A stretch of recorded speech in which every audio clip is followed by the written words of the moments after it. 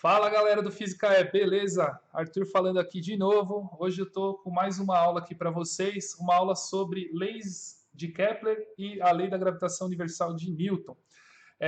A gente está fazendo esse ciclo de aulas, né, com o objetivo de preparar os alunos um pouquinho mais para o OBA. Lógico que a gente não vai abordar todos os assuntos que caem no OBA, mas são assuntos que eu acho legais de falar, né, e são importantes também para as pessoas que vão prestar OBA conhecerem um pouco mais desses assuntos. Eu estou seguindo o, os conteúdos que caem na prova OBA, né? Lembrando agora, primeira coisa aí, ó, para quem está vendo no YouTube, já se inscreve aí no canal, que eu sempre vou estar colocando vídeos relacionados com física. Quem não conhece o meu canal, dá uma olhada nos vídeos antigos. Eu vou voltar a fazer vídeos desse tipo, né? Do tipo que eu estava fazendo, que é misturando física com o cotidiano, dando explicações de física na vida do nosso dia a dia, né? Tentar aproximar mais a física das pessoas. E além dessas aulas aqui, eu estou pretendendo fazer algumas coisas relacionadas ao Enem. Vamos ver para o futuro se eu consigo fazer uns aulões de Enem aqui onde eu estou fazendo essa aula ao vivo agora, que é na Twitch, né? Que é twitch.tv/fisicae. Tá? Quem não conhece a plataforma, se inscreve lá, twitch.tv/fisicae. Você tem que fazer um login. Depois você faz o login, você clica no coraçãozinho, você está inscrito. Beleza? Então vamos lá para a aula de hoje, né? Hoje eu vou fazer uma aulinha sobre as leis que explicam um pouco os movimentos que os planetas fazem em torno do Sol, né? Algumas coisas que o ser humano foi percebendo que ia acontecendo devido às coisas serem cíclicas, né? Os movimentos eles sempre acabam voltando de tempo em tempo e aí eles começaram a pensar modelos para explicar esses movimentos no céu. E aí teve vários modelos, né? Teve uma evolução gigantesca desde a época, principalmente que a gente conhece, que é da filosofia grega, porque foram aonde os caras fizeram mais registros escritos desses pensamentos, né? Falam que nas civilizações orientais também tem bastante registro de observações, né? Então, os chineses, os indianos, né? O mundo árabe também tem várias contribuições, né? Os babilônicos, os persas, eu acho que são de lá também.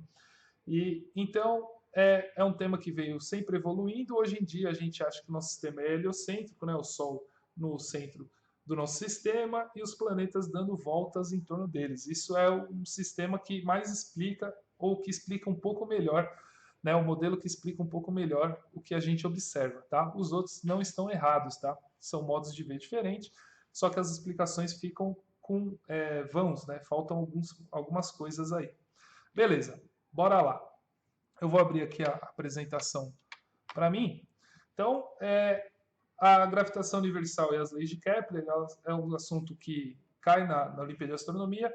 No vídeo passado, eu mostrei que na Olimpíada de 2016 e na de 2017 caiu as leis de Kepler, né? Sempre costuma cair a terceira lei de Kepler, que é que fala da relação do período com a distância dos objetos que circulam uma grande massa, que no nosso caso aqui é o Sol, né? Lembrando que essas aulas aqui, eu sou professor do Instituto Federal aqui de São Paulo, né, no campus São José dos Campos, e tem um grupo de astronomia, e sempre com base nesse grupo que eu faço todas essas coisas ligadas à astronomia, tá?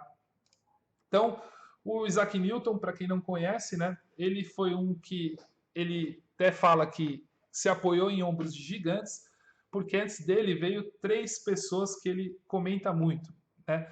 O Isaac Newton ele falava que antes dele, se não fosse Galileu Galilei, Tycho Brahe e Joseph Kepler, ele não conseguiria ter desenvolvido a lei da gravitação universal, né? Então foi graças a esses físicos e matemáticos que vieram antes dele que ele conseguiu desenvolver, né? Ele nasceu no 4 de janeiro de 43, né, 1643, e faleceu em 1727, né? Ele é um dos maiores cientistas e físicos e matemáticos que já existiu. Na Inglaterra, ele é considerado um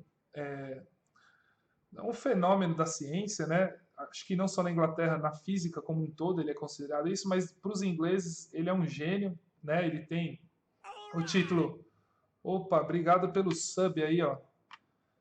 A Barbareba. Valeu, Bar. Obrigado pelo sub. E ele trabalhava com tudo na ciência, né? Tanto que está aí escrito, né? Ele era astrônomo, alquimista, filósofo, matemático, físico, mas os maiores trabalhos dele são na física e são na matemática. E graças a esse poder de física e matemática, ele tem umas relações muito boas, né? Ele conseguiu encontrar padrões nas observações dos outros muito boas, né? Então, ele escreve o livro que chama Principia, que é uma das obras mais influentes da história da ciência, foi publicada em 1687, tá? E essa obra ela descreve a lei da gravitação universal e as leis de Newton que vocês já devem ter ouvido falar, né? Que é a lei da inércia, a lei da relação da força com a aceleração, né? Ou da variação da quantidade do movimento, né? Implicando nas forças. E a terceira lei, que é a lei de ação e reação, né? Então, a lei da gravitação universal complementa essas três leis. Eu falo que ela é a quarta lei de Newton, né? Que fundamentam toda a mecânica clássica. Então, é graças a esses pensamentos que Isaac Newton desenvolveu nessa época aí que a gente conseguiu evoluir de uma forma muito grande na ciência, né? A gente consegue construir hoje prédios, consegue fazer lançamentos de foguetes, consegue colocar satélites em órbita, tá? Tudo isso é graças a essa mecânica clássica, né? Não é a mecânica quântica que levou a gente a isso, né? A mecânica quântica ajuda bastante a desenvolver combustíveis e materiais, outras coisas, mas é com a mecânica clássica que a gente lança foguete para o espaço, tá? Bom, a mecânica, tem outra mecânica também além da quântica, que é a mecânica relativista do Einstein, né? E aí é outro pepino, depois eu posso explicar um pouco para vocês, que até a explicação do porquê o buraco negro não emite luz, aí vem a outra mecânica, que é a mecânica do Einstein. Bom, o Newton, ele desenvolveu essa fórmula aí, ó, né? Ele fala que dois corpos que têm massas, né? Então, se o corpo possui massa, eles vão criar uma força de atração entre eles, e essa força é proporcional à própria massa, né? Então, aqui essa fórmula ela explica isso, ó, a força ela é proporcional à massa dos objetos. E ela é inversamente proporcional ao quadrado da distância entre eles. Ou seja, o que significa isso? Quanto maior a distância entre eles, menor vai ser a interação, né? Então, eles vão ter uma interação pequena dependendo da distância, né? Se a distância for muito grande. Se a distância for menor, a interação vai ficando cada vez maior. Isso quer ser inversamente. Quando eu aumento isso aqui diminui. Quando eu diminuo a distância, a força aumenta, tá? E essa distância é que separa os centros de gravidade dele, tá? O que é o centro de gravidade? Então, em relação ao Sol, o Sol não é a superfície do Sol a distância, é em relação ao centro do Sol, tá? Então, quando eu mostrei na aula passada a foto na Olimpíada de Astronomia, vocês vão ver que a distância sempre é de centro a centro, tá? Isso é importante vocês lembrarem. Bom, essa fórmula aqui, ela faz com que a gente tenha essa seguinte interação. Quando a gente tem dois objetos que possuem massa, eles vão criar uma força sempre de atração entre eles, tá? Então, a força gravitacional, ela tem esse padrão aí, ele é sempre atrativa, tá? Ela sempre atrai uma massa para outra. Quando eu aumento as massas, eu faço o quê? Aumenta a interação, né? Então, quanto mais massa tiver, maior vai ser a força que um atrai o outro. E quanto mais distante tiver, a força vai diminuindo, porque é inversamente proporcional ao quadrado da distância. E aí, então, quanto mais distante vai ficando menor, e não é linear nessa que vai ficando menor, vai ficando ao quadrado. Então, quanto eu aumento 1 metro, tá? Uma força. Se eu aumentar 2 metros, a força diminui 4 vezes, porque é o quadrado da distância, certo? Vamos.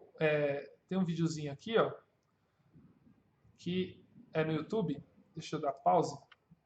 Deixa eu colocar para vocês aqui.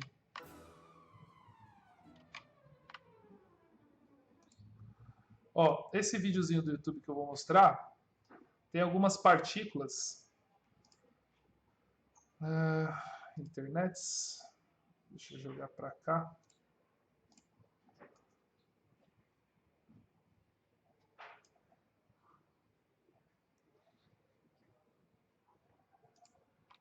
Só um minutinho. Já abro para vocês aqui. Pronto. Eu vou colocar em tela cheia. Não precisa ter som, mas Aí tem algumas partículas em interação através da gravidade. As partículas, elas vão sempre tentando se atrair, ó, tá vendo? Só que aí, nesse momento, ela não está sendo atraída por uma só, né? Ela está sendo atraída por todas, então por isso que causa esse movimento aí. Isso aí é o que acontece um pouquinho no cinturão de asteroides, né? Os asteroides estão lá sendo atraídos por eles mesmos, só que eles também são atraídos pelo Sol, por Júpiter, então eles ficam espalhados, criando um cinturão, né, de asteroides.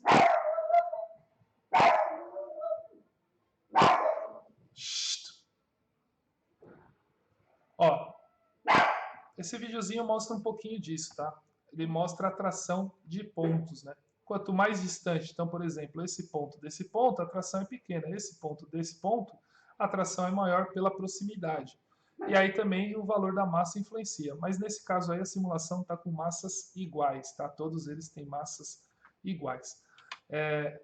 Vamos voltar lá para o Streamlabs, fechar a internet e voltar para a apresentação. Bom, então, a lei da gravitação universal que o Newton criou é essa daqui. Ele não criou isso aí do nada. Ele tirou essas relações aqui de observações que os outros cientistas que eu citei, Tycho Brahe, Galileu e o Kepler, tinham feito, tá?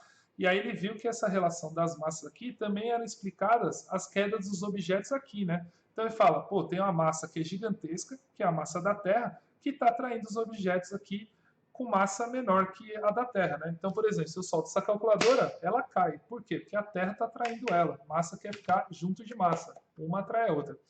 E aí a genialidade do Newton é que para fazer essa conta aqui, e para provar isso que ele estava falando, e chegar na gravidade que a gente fala, né?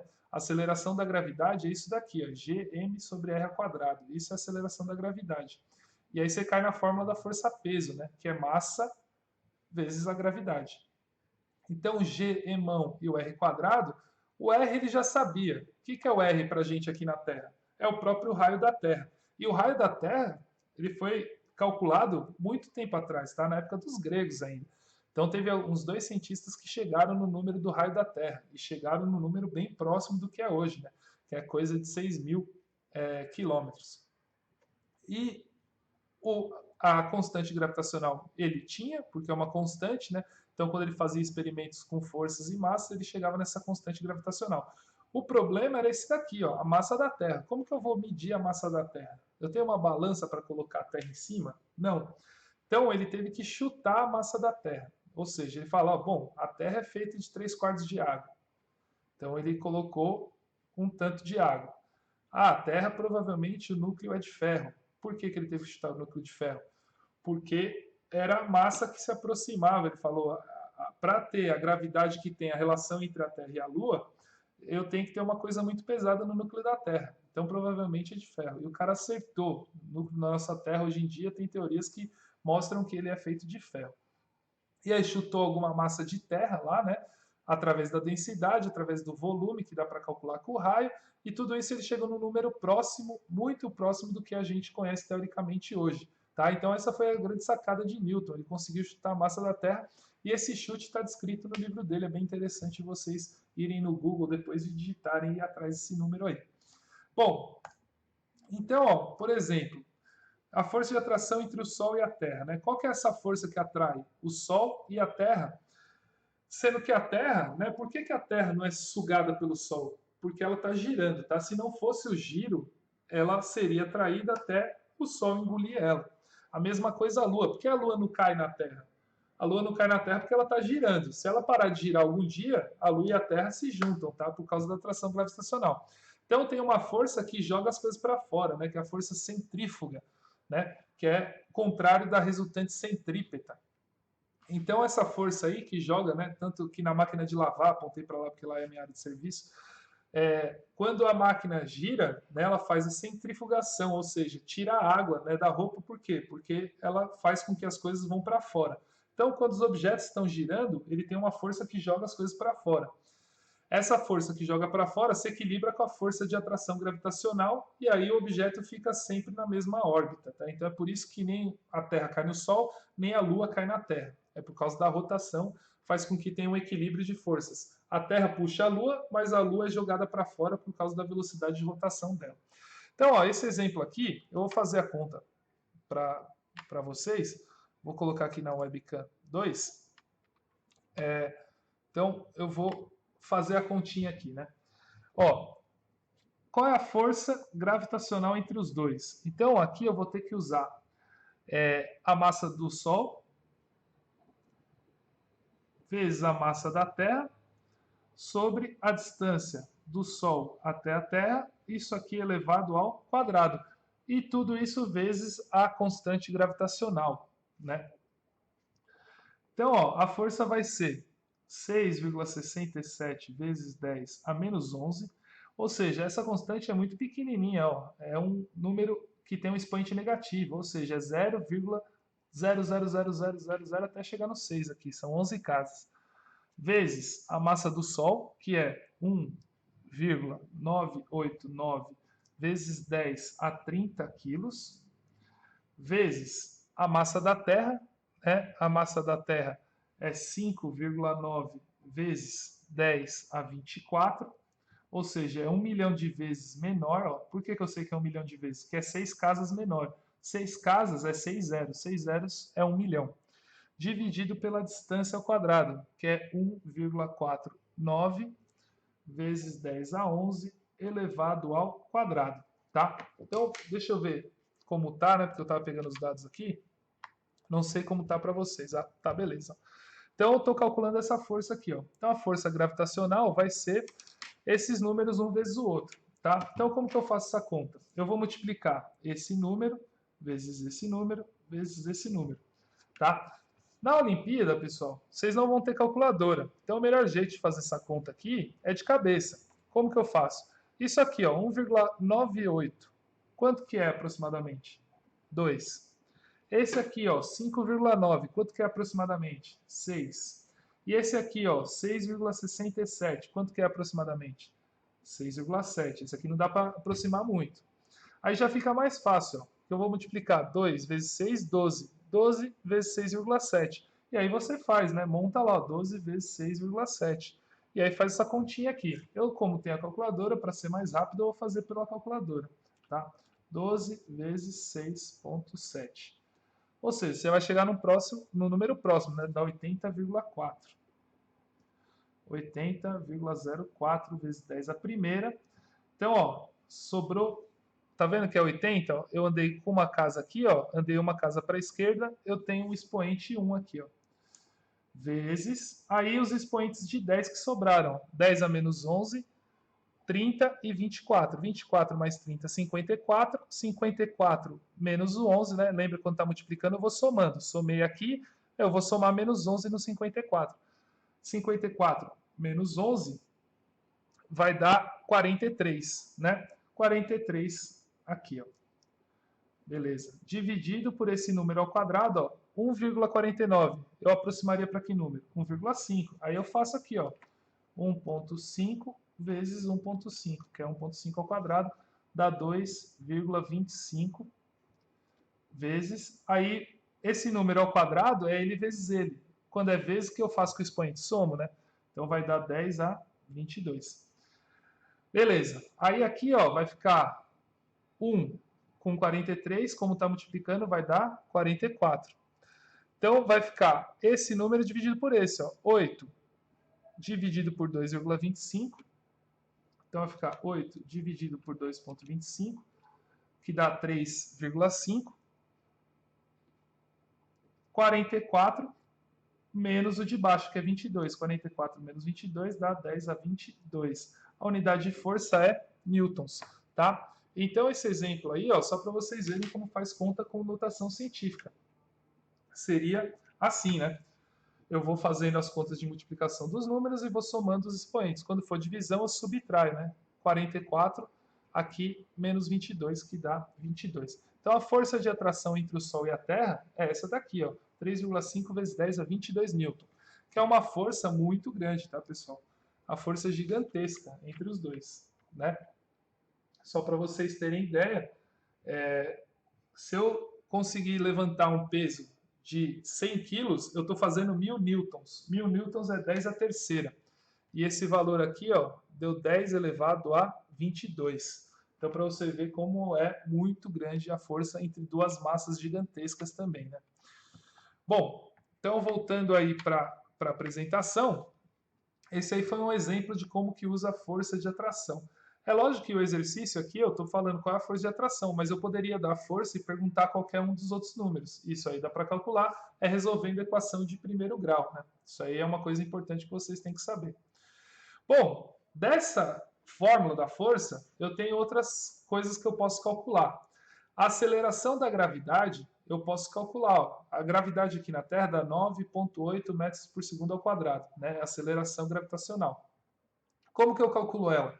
É G, que é a constante gravitacional, a massa do planeta, que é o m, dividido pelo raio do planeta ao quadrado. Então, com isso aqui, eu consigo calcular a aceleração gravitacional de qualquer planeta. É só saber o raio dele e a massa dele, tá? Então, a gente, com observação dos astros, a gente conseguiu esses números. Então, eu sei a massa de Júpiter e o raio de Júpiter. Eu faço a conta, eu sei a gravidade de Júpiter, qual que vai dar, por exemplo, tá? Sei a gravidade do Sol e assim por diante. Isso aqui, pessoal, se for cobrado para vocês na Olimpíada de Astronomia, eles vão colocar essa fórmula aqui. O que você vai ter que saber é calcular o que substitui em cada coisa, né? A massa substitui aqui, a distância ou o raio substitui aqui, e eu vou conseguir calcular a aceleração da gravidade. Outras coisas que tem é a velocidade de escape, é uma coisa que é legal de saber de cada planeta. Ou seja, eu quero enviar alguma coisa para o espaço, né? Eu quero enviar um foguete daqui para Marte. Ou seja, se eu consigo jogar minha calculadora para Marte agora, se eu jogar, ela faz o quê? Ela volta, né? Ela sobe e volta. Com qual velocidade que eu tenho que jogar ela para cima para ela nunca mais voltar? E aí eu preciso calcular a velocidade que ela escapa da Terra. Isso que é velocidade de escape. E aí eu faço um trabalho de energia, né? Ela tem aqui uma energia potencial e eu vou ter que fazer com que ela tenha uma energia cinética, né? E a soma das duas vai ter que dar zero, porque eu quero que ela chegue lá e faça o quê? Pare, ou seja, ela não vai ter energia. E aí, fazendo essa igualdade, simplificando as massas do objeto, você vai ver que a velocidade de escape ela não depende da massa do objeto que eu estou lançando, ou seja, não depende da massa do foguete a velocidade de escape. Ela só depende da massa do planeta e o raio do planeta. Com isso, eu consigo fazer o cálculo de qual velocidade eu preciso para sair do nosso planeta ou de qualquer outro. Então, a velocidade de escape da Terra dá para eu calcular fazendo isso aqui, ó, G vezes a massa da Terra dividido pelo raio vezes 2 e tudo isso raiz quadrada, certo? Se a gente fizer essa conta aí, a gente vai chegar na velocidade de escape da Terra, que, se eu não estou enganado, é 11 mil e poucos quilômetros por hora, tá? Mas dá para fazer esse cálculo aí. Então, a velocidade de escape é uma coisa interessante saber, né? Qual que é a velocidade que eu preciso para lançar um foguete. Só que aí vocês lembram, pô, não depende do foguete, mas para um foguete chegar nessa velocidade, aí sim depende da massa, né? Porque eu vou ter que fazer uma força nele. E aí, quanto mais massa nele, mais difícil para ele acelerar, né? De acordo com a segunda lei de Newton também. Então, vocês viram que o Newton, ó, através das fórmulas de Newton, a gente chega em várias outras conclusões. Por isso que ele é muito importante. Então, ó, a velocidade de escape da Terra é essa mesma que eu falei, ó, 11 mil metros por segundo, né? Então é uma velocidade altíssima, né? Fazendo essa conta aqui, ó, coloca 2 vezes a constante gravitacional vezes a massa da Terra dividido pelo raio da Terra, que está aqui, só que está em metros, tá? Você faz todas as contas com o número em metros, usando o sistema internacional, massa em quilos, distância em metros, tempo em segundos. E aí chega na velocidade de escape dela, se eu pegar essa velocidade aqui e multiplicar, vou fazer essa conta aqui, ó, 11,2 expoente 3 vezes 3,6, eu descubro em quilômetros por hora, que dá esse valor aqui, ó, 40 mil quilômetros por hora. Essa é a velocidade que eu preciso alcançar para sair da Terra e nunca mais voltar. Se eu atingir qualquer velocidade menor que essa, o que vai acontecer? O objeto, uma hora, ele vai voltar e vai cair na Terra de novo, tá? Então, quanto maior a velocidade, mais longe eu chego. Mas se eu passar de 40 mil, eu não volto mais para a Terra. Eu vou para longe mesmo, beleza? Então, satélites, naves que têm que ir para mais longe, eles têm que atingir essa velocidade, tá? E é bem complicado, gasta muito combustível para atingir uma velocidade desse tipo. Bom, tem um app que eu vou mostrar para vocês aqui. Deixa eu colocar na stream. Cadê a Streamlabs? Vou colocar aqui na stream e beleza. Ó, tem um simulador que chama PET do Colorado. PHET. Nesse PET tem várias simulações, né? Então, você pode entrar aqui, ó, né, nas simulações, entra aqui e simule. Tem uma simulação em física que é justamente de força gravitacional. Deixa eu abrir aqui, eu vou achar ela. É em movimentos que está essa animação. E aí você pode brincar um pouquinho com ela, né? Tem essa daqui, eu vou abrir as duas. Tem essa daqui e tem a de força gravitacional. Deixa eu ver só onde tá aqui, ó. Acho que é essa daqui que eu queria mostrar para vocês. Beleza. Essa aqui, ó, de projétil, mostra um pouco isso, né? Tava falando agora de lançamento, não é isso?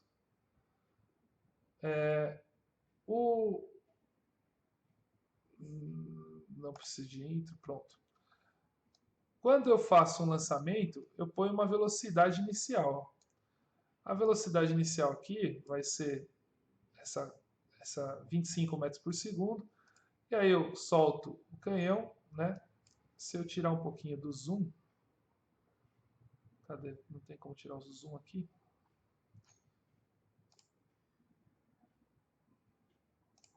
Olha lá. Quanto mais velocidade eu dou para um corpo, mais longe ele vai. Ó. Com qual velocidade eu preciso soltar um foguete para ele ir e não cair mais na Terra? É aquela velocidade de escape que eu falei. Aqui, nessa outra animação, mostra um pouco da relação das forças. Enquanto vai abrindo aí, eu vou abrindo a de órbitas também, que é interessante. Ó, aqui tá as forças. Ó. Quanto maior a massa, se eu colocar uma massa aqui, ó, grande, a força entre elas vai aumentando. Ó. O cara está fazendo mais força para segurar. Se eu for me afastando, ou seja, cada hora colocando um mais longe que o outro, o carinha vai fazer menos força. Tá? Se eu aproximar, ele fica fazendo muita força. Ou seja, a força aumenta de acordo com a distância ao quadrado, certo? Quanto menor a distância, aqui é inversamente proporcional à distância. Quanto menor a distância, maior a força. Quanto maior a distância, menor a força. Tá? É inversamente proporcional. Lembrando que a distância varia com o quadrado. E a massa é isso. Ó. Quanto maior a massa, mesmo estando longe, ó, eles estão fazendo força pra caramba, porque é diretamente proporcional às massas. Né? Quanto maior a massa, maior a força. Quanto menor as massas, menor a força. Tá vendo? Ó? Se eu aproximar, a distância é menor, a força é maior. Beleza? Isso é a força gravitacional. Isso faz com que tenha várias coisas aconteçam. Se eu colocar um planeta girando em torno do Sol aqui, ó, ele vai fazer essa órbita aí, ó.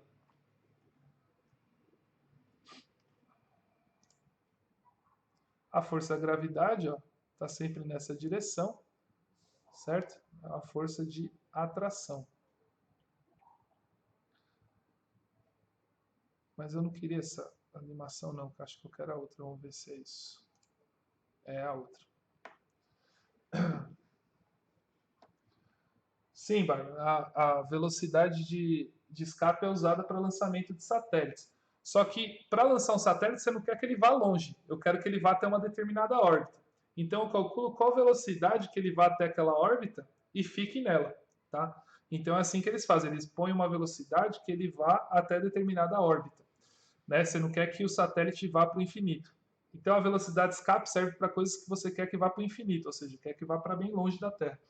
Então aí é usado 40 mil. Se você quer que fique, então você fala, eu quero mandar uma coisa a 300 km da Terra. Aí você manda numa velocidade que ele suba até o 300 e aí você faz o foguete adquirir uma velocidade orbital. Né? Então você manda para essa distância e acelera ele para ele conseguir começar a girar. E aí ele fica girando lá. Senão você vai, acelera ele até um ponto e aí ele vai fazer isso aqui, ó, vai voltar. Tá? Então se você não der essa velocidade de rotação, ele volta. Acho que aqui no modelo vai ficar claro isso. Ó. Se eu... Putz, era isso que eu queria? Acho que era. Aí, ó, a força entre os dois e aqui está a velocidade. Ó. Se eu diminuir a distância, o que acontece? Tá vendo? Então os dois caem um no outro. Então, ó, satélite. Se eu tenho um satélite aqui, ó, e a velocidade... Deixa eu reiniciar. Se eu colocar uma velocidade baixa para essa órbita aqui, o satélite vai cair, ó, tá vendo? É isso que eu estava explicando para você. Então o satélite ele cai, tá vendo? Por quê? Porque não tem uma velocidade alta. Ao mesmo tempo, se eu der uma velocidade muito grande, ele não vai ficar nessa órbita, ele vai embora. Então eu tenho que dar uma velocidade suficiente para ele ficar em órbita. Né? Tá vendo? A velocidade ainda está alta. Deixa eu limpar os dados aqui, colocar uma velocidade mais ou menos. Aí, ó. Então, com essa velocidade aí, ó, ele está ficando em órbita. Se colocar mais, ele vai para longe, se colocar menos, ele volta para a Terra. E se ele não ter velocidade de rotação, se eu não colocar velocidade nenhuma, né, independente da distância que eu coloque ele vai cair na Terra, tá? Então é isso que acontece aí com a velocidade de escape. Bom, beleza. Voltando lá para a apresentação, tem que colocar aí na stream para vocês, né? Aqui, beleza, fechado, voltou para a apresentação. Bom, teve outro cara também que é bem importante para vocês conhecerem, que é o Kepler. O Kepler ele é antecessor de Newton, né? Ele veio antes. E ele era matemático, né? Então ele desenvolveu uma relação entre as distâncias dos planetas, e quem teve esses dados aí, ele foi ajudante de Tycho Brahe. Tycho Brahe ele conseguiu catalogar todas as distâncias e posições dos planetas durante muitos anos, tá? Mais de 30 anos. Então, o Kepler tinha acesso a dados numéricos de todas as posições dos planetas ao longo desse tempo todo. Então, o que o Kepler fez foi conseguir pegar esses dados matemáticos, esses números, e tentar achar relações. E aí, com base nesses dados, ele conseguiu achar algumas relações. Né? Ele foi um matemático alemão, ele é uma figura muito importante aí para essa... a coisa do iluminismo na ciência e tal, né? A coisa de fazer a ciência trabalhar um pouco mais com a matemática do que só com as teorias. E ele ajudou muito nas leis da mecânica celeste, né? A gente conseguiu entender como que os astros se movimentavam no céu. Então, ó, primeira lei de Kepler. A primeira lei de Kepler, ele viu que através dos dados ele chegou nessa conclusão. Ele falou assim, ó, todos os planetas orbitam em torno do Sol não é de maneira circular, igual os gregos achavam. Eles orbitam em forma de uma elipse, né? Então a órbita é elíptica. Essa órbita aí é meio achatada, né? Ela parece um ovo, né? Ela não é circular. Apesar que esse achatamento das órbitas dos planetas é bem tênue, é bem leve. Os planetas que têm essa órbita bem acentuada é Mercúrio, que é o mais próximo do Sol, ele tem uma elipse bem achatada, e Plutão. Plutão também tem uma elipse bem achatada. Os outros planetas é quase um círculo, tá? Ele é bem pouquinho achatado, tá? Não dá para perceber tanto. E além de ser uma elipse, a elipse ela tem característica que ela tem dois pontos que chamam foco. O Sol ele sempre está localizado em um dos focos dessa órbita, tá? Então, o círculo, a gente tem o centro, né? E na elipse a gente tem dois pontos, que são os focos. E o Sol sempre está em um dos focos. E o que tem no outro foco? Nada, tá? É um ponto imaginário aqui em matemática. Então, o Sol está sempre em um dos focos e o planeta fica girando em torno dessa elipse. Isso aí faz com que tenha duas características, né? Primeiro, quando o planeta está muito perto do Sol, ele anda com uma velocidade mais rápida. E quando ele está distante, ele anda com uma velocidade menor, né? Ele anda mais devagar. Aqui, pessoal, não é verão, porque ele está mais próximo do Sol, e aqui não é inverno, porque ele está mais longe, tá? Inverno e verão tem a ver com a inclinação do eixo de rotação da Terra. Essa distância aqui para a Terra não varia muito, não faz com que a Terra fique mais quente ou mais fria nessas épocas, tá? É uma variação pequena, né, na distância entre o Sol e a Terra. Então essa é a primeira lei de Kepler, né? Todos os planetas fazem uma elipse e o Sol ocupa um dos focos, tá? Então isso aí é a primeira lei de Kepler, é o enunciado. Aqui, ó, tem nesse slide como que desenha uma elipse, né? Eu preciso fixar 2 pontos, amarrar uma linha nesses 2 pontos, e aí eu faço com que o fio sempre esteja esticado. E aí eu desenho uma elipse, ó. Esses 2 pontos são os focos, ó. Eu amarro a linha neles, estico e faço um risco com sempre a linha estando o máximo esticada possível. E aí eu desenhei a órbita de um planeta, tá? Se esses focos aqui estiverem em determinada posição, isso aí é fácil achar na internet. Aí tem esses pontos aqui que são os pontos mais importantes. Próximo do Sol a gente chama de periélio e o mais afastado do Sol a gente chama de afélio.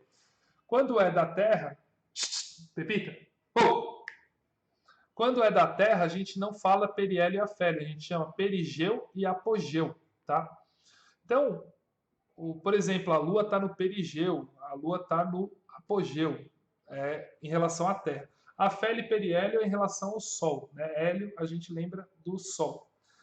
Bom, quando está no periélio, a velocidade é máxima, onde ele está mais rápido. E quando está no afélio, a velocidade é a menor possível. Por isso que quando o cometa, ele começa a ganhar cauda quando ele está aqui, ó, mais próximo do Sol. E ele passa pouco tempo visível para a gente, ó, porque ele está aqui. E aí ele vai para longe do Sol, a velocidade fica bem pequena, por isso que ele demora muito tempo para voltar de novo, tá? Então os cometas eles também têm essa órbita elíptica. A segunda lei de Kepler é a relação aqui dos tempos, né? A gente chama de velocidade areolar. Ele falou no enunciado, ó, se eu pegar o Sol, ligar ele no planeta, então quando a bolinha vermelha passa nesse pontinho aqui, ó, e marcar o tempo que ela demora para vir aqui, se ela demorar aqui 1t, ela vai varrer a mesma área que essa daqui, ó, que vai demorar 1t também. Ou seja, se aqui demora 5 dias e aqui também demora 5 dias, eles vão varrer a mesma área. A velocidade areolar é a mesma, tá? Então aqui está mostrando, ó, que tem 14 períodos. E aí está dividindo a área cinza, azul, cinza, azul, cinza, azul. Todas essas áreas divididas aqui, elas têm o mesmo tamanho, tá? Tem a mesma área. Então vamos supor em metros quadrados aqui. Se aqui é 10 metros quadrados, aqui também é 10, 10, 10, 10, 10, 10, assim por diante. A área é a mesma. E o tempo que eles demoram para percorrer essa área são iguais, tá? Então a velocidade, a linha que liga os dois percorre áreas iguais em tempos iguais. Essa é a segunda lei de Kepler, tá? Então a velocidade areolar, ó. Então, ó, por exemplo, daqui para cá demorou uma semana, daqui para cá demorou uma semana, essa área A1 é igual à área A2, ou seja, essa área varrida aqui vai ser o mesmo que essa área aqui. Uma mais esticada e a outra mais concentrada, mas é a mesma, tá? Isso se o tempo for igual, né? Se o tempo aqui for igual. Então, se aqui fez esse trajeto nesse tempo e no mesmo tempo fez esse trajeto, a área é igual. Aí a cauda do cometa que eu falei para vocês, ó, o cometa, a cauda sempre está virada para o lado contrário do Sol. O Sol está para cá, ó, porque é o vento solar que faz essa cauda do cometa. Então o cometa ele acelera aqui, ó, ele fica rápido e aí aqui fica mais devagar. E a cauda sempre está virada para o lado de fora da órbita, tá? Por que a cauda está sempre virada? Porque é o vento solar que joga a cauda, faz a cauda, né? E essa cauda ela só aparece quando o cometa está próximo do Sol, né? Quando começa a ser atingido. Quando ele vai para longe, ele vai parecer uma bola de gelo, né? É um asteroide, como se fosse um asteroide. Então a cauda só começa a brilhar quando está próximo da estrela. E a terceira lei de Kepler, que é a relação matemática. O período, que é representado pela letra T ao quadrado, sobre o raio, que é a distância ao cubo, é sempre o mesmo valor, ó, é sempre constante. Então, os quadrados dos períodos de translação dos planetas são proporcionais aos cubos dos semi-eixos maiores de suas órbitas. O que é semi-eixo maior? Semi-eixo maior é isso daqui, ó. Se eu dividir elipse aqui, ó, com uma cruz passando pelo centro, o semi-eixo maior é essa distância que vai do centro até o ponto mais extremo aqui da elipse, tá? Isso aqui seria o semi-eixo menor, né? Então tem um eixo menor e um eixo maior. O semi-eixo é essa distância aqui. Para os planetas, em média, é igual, tá? De um lado quanto do outro. E aí, ó, tem uma atividade aqui que eu vou colocar para vocês, aí vocês podem treinar um pouco essa fórmula aí. Então, deixa eu voltar aqui na apresentação, colocar a fórmula para vocês.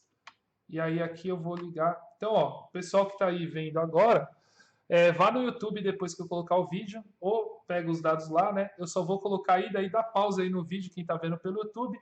Usa essa formulazinha aí, ó, para calcular a lei de Kepler para os planetas, né? Então eu vou colocar o período de vários planetas, vocês vão elevar ao quadrado, vão pegar a distância até o Sol, elevar ao cubo, né? A distância do semi-eixo maior, e vai fazer essa divisão e ver qual o valor que dá. Vocês vão ver que vai dar uma constante, e essa é a constante de Kepler. Tá? Eu tenho esse dado aqui, ó. Vou colocar aí para vocês, fazer propaganda desse livro de novo, que eu acho que é um livro bem legal. Vamos lá, no Streamlabs. Vou colocar o webcam. Não, vou colocar em URL. Pronto. Aqui, ó. Esse aqui é o livro que chama Ombros de Gigantes. Por quê? Porque é o Newton e aqui tá os gigantes que ele está apoiado nos ombros, né? Então, aqui está um, aqui está outro, outro e outro. Galileu, Kepler, Tycho Brahe, e eu acho que o primeiro, se eu não estou enganado, é um filósofo grego, deixa eu ver qual que é. O primeiro são os gregos, né? São todos eles, tá? Representado aí por Aristóteles, né? Um dos primeiros pensadores, Ptolomeu e assim vai. Então, quando chega na parte de Kepler, né? Esse livro é todo em história em quadrinhos, né? E aí conta um pouquinho da história dessas coisas aí que eu estou falando para vocês. Aqui, ó, ele vai explicar também as mesmas coisas que eu expliquei, ó. Aqui ele está explicando que a velocidade areolar é constante, ou seja, varre áreas iguais em tempos iguais. O Sol está sempre em um dos focos. Quando está mais longe tem velocidade maior, quando está mais perto tem velocidade menor. E aí tem explicação do porquê que acontece o laço que eu não comentei aqui, mas os planetas exteriores, Marte, Júpiter, Saturno, fazem um laço no céu, e aí aqui ele explica por quê. E aí no final tem um resumo das leis de Kepler, ó, tá? Aqui está resumido as leis de Kepler, as 3 leis, ó. Primeira lei, segunda lei, terceira lei que eu acabei de falar. E aqui na página, depois, ó, ele tem essa tabela. E com essa tabela tá todos os valores de todos os planetas, ó.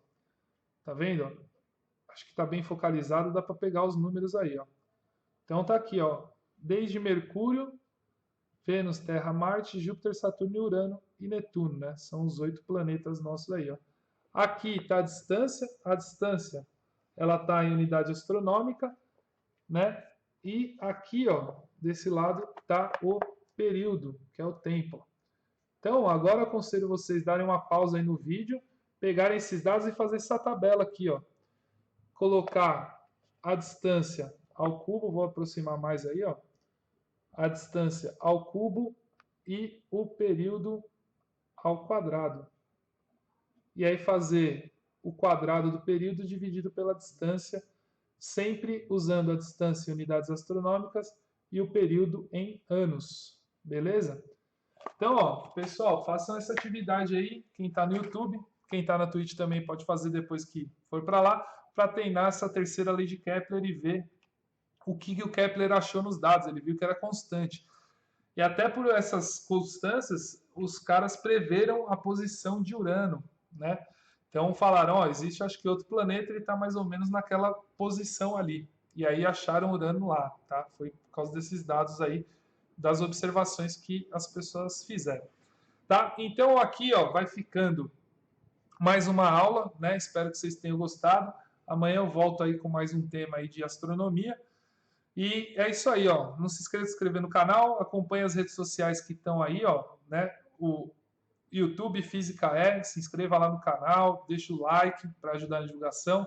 Instagram é onde eu aviso quando eu vou entrar em live, @Física E, né? Eu ponho no Stories, né? Não estou publicando lá, eu ponho no Stories, acompanho Stories. Lá quando tiver Stories do Física com certeza eu estou anunciando live ou alguma coisa muito interessante.